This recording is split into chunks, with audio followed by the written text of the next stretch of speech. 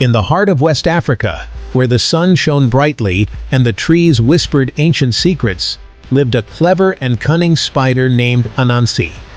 Anansi was famous for his trickery and wit, often using his intelligence to outsmart others. His tales were cherished by the villagers, passed down from generation to generation around warm fires and in cozy homes. One day, Anansi decided that he wanted to be the wisest creature in the world. He believed that if he could gather all the wisdom in the world and keep it for himself, he would be the most powerful and respected being. So, Anansi set out on a journey to collect all the wisdom he could find.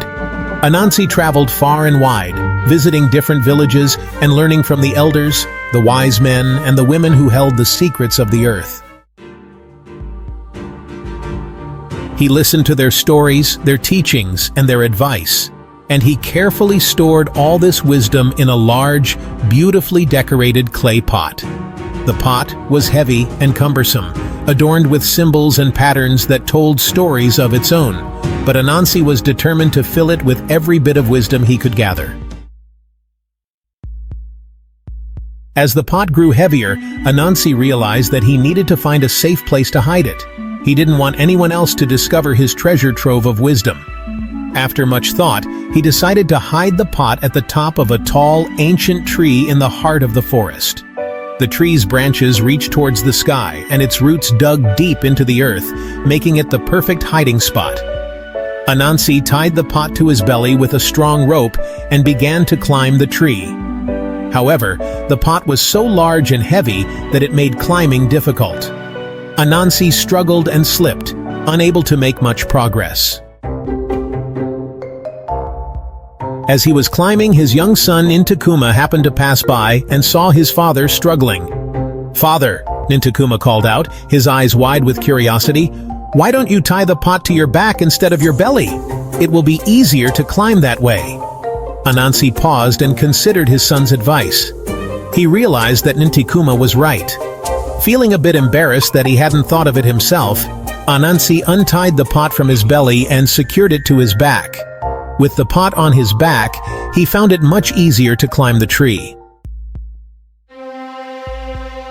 As Anansi reached the top of the tree, he suddenly stopped and thought to himself, "If my young son has enough wisdom to solve this problem, then perhaps I don't have all the wisdom in the world after all."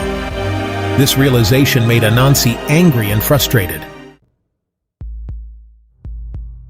In a fit of rage, he threw the pot of wisdom down from the tree.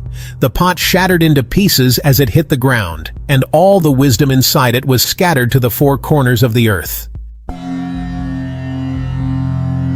The wind carried the wisdom far and wide, spreading it to every village, every home, and every person. From that day on, wisdom was no longer hoarded by one creature, but was shared among all the people of the world. Anansi climbed down from the tree, feeling a mix of emotions.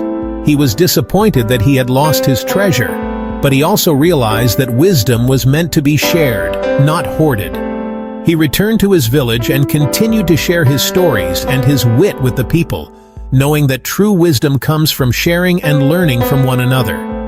The villagers gathered around Anansi, eager to hear his tales and learn from his experiences.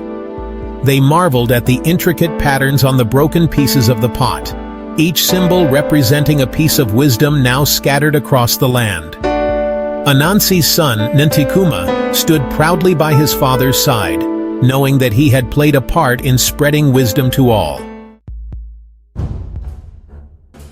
And so, the story of Anansi and the pot of wisdom teaches us that wisdom is not something to be kept to oneself, but something to be shared with others.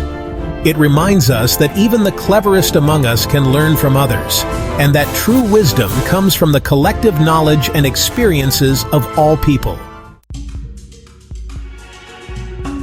Thank you for joining us on this whimsical journey with Anansi. If you enjoyed this tale, don't forget to like, subscribe, and hit the bell icon for more enchanting stories from Savannah Whispers. Share your favorite part of the story in the comments below, and let us know which tale you'd like to hear next. Until next time, keep the magic alive and the stories flowing.